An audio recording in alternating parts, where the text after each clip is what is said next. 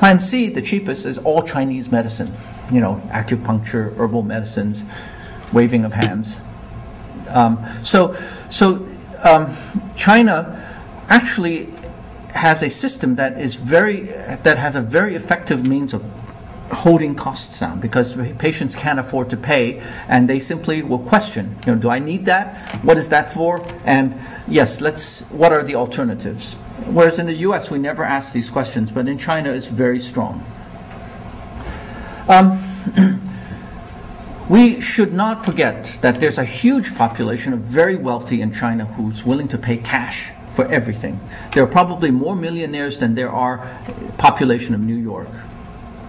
Okay, these guys pay money, and in fact, one of the interesting developments in China is that used to be $1,000 paid to the department chairman for collecting data was a big thing. Now they don't even glance at $1,000 US. But even more important, we find that many of our surgeons don't even operate in their own hospitals. So I asked why. Well, what happens is that because they're the top surgeons in China, they're always being asked to operate at a private hospital. So they get on an airplane, they fly to a hospital, they get paid $20,000 to provide the best surgery for some wealthy person, and they fly back. And many of the surgeons are making a ton of money. And the motivation for doing clinical trials is actually changing now. And I'll talk about the motivation later. And finally, we should remember there's no such thing as liability or malpractice insurance in China. In China, if you kill somebody or something, it's treated as a criminal homicide. It's not a civil matter. And so I asked that hospitals, what do you do about malpractice? They say, well, we keep a lot of money in a safe here. And when the families complain to the police, they pay the families until the families stop complaining. That was the malpractice insurance.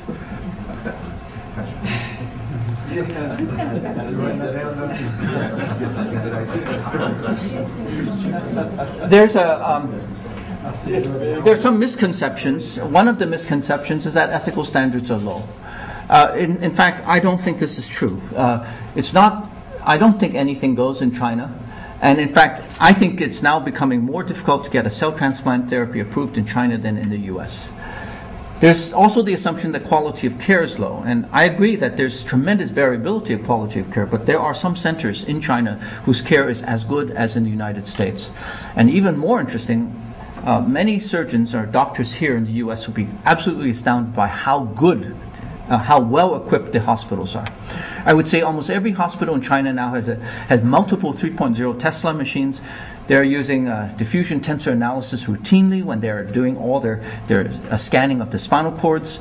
They have recently we held a consensus conference on what is the best way to transplant cells into a spinal cord.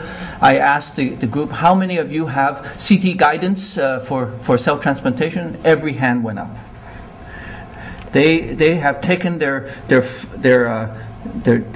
huge trade imbalance, and they've translated into equipment for their hospitals.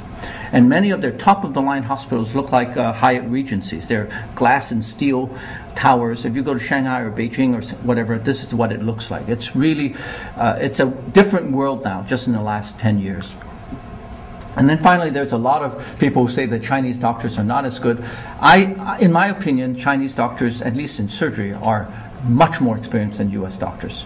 And they have experienced everything. They've seen everything, and they typically operate on 10 times more cases than the average US surgeon.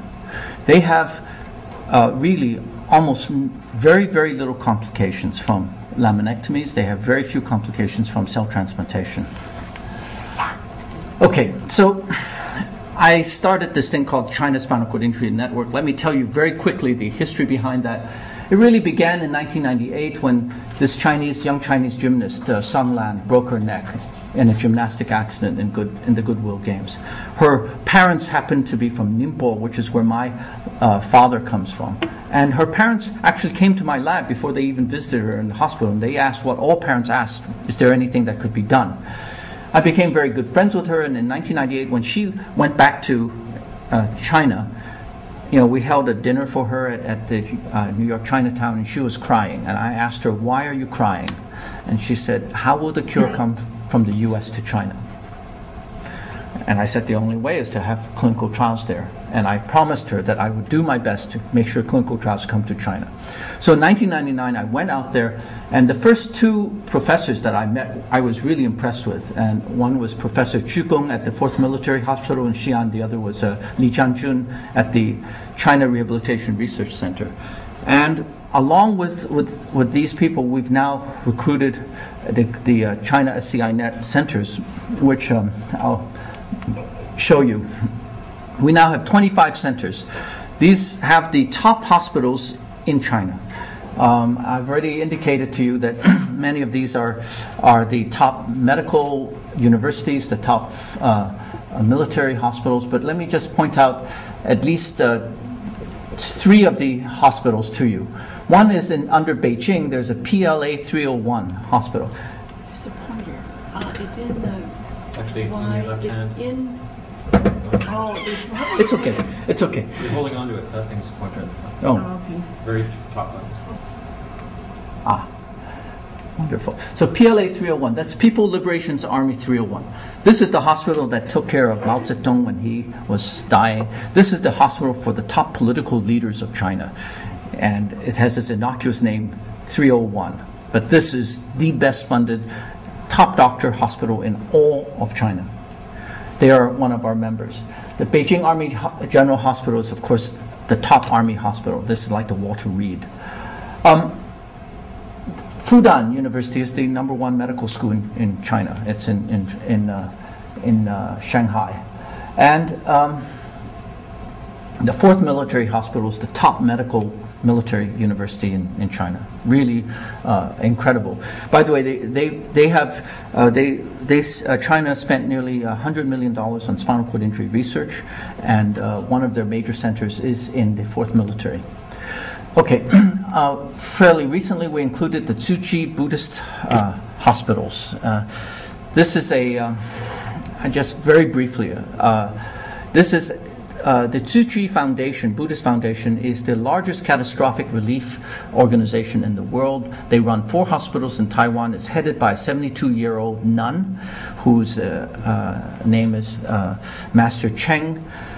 And she, about 3 years ago, decided that she was going to invest in stem cell research.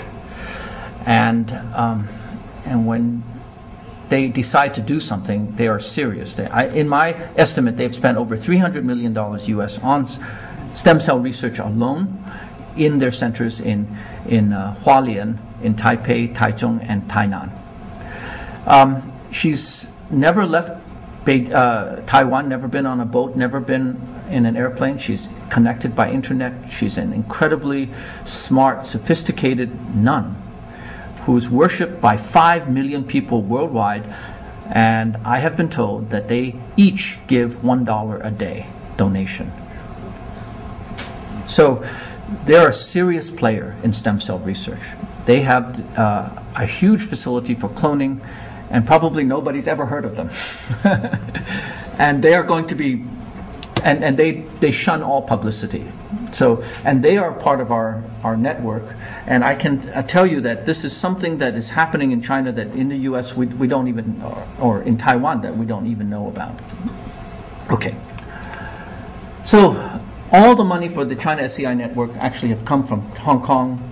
We've raised all the money in a whole variety of things, including, the Barcelona soccer team played for us and things like that. A lot of things have gone on in China. We've raised the money. I made the decision very early on that we would not raise any of the money for China SCI Net in the US. It's all raised in Hong Kong. We're just now starting to raise money from China.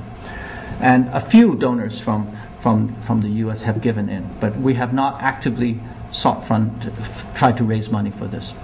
By the way, fundraising in Hong Kong is picking up. In China, there is no such thing as fundraising. So we're trying to change this. Okay, I'm going to keep going very quickly. We want to test combination therapies. We're standardizing outcome measures, and we're training investigators. In order to get the Chinese investigators to work together, we actually hold these workshops and symposia. We hold 4 of them per year.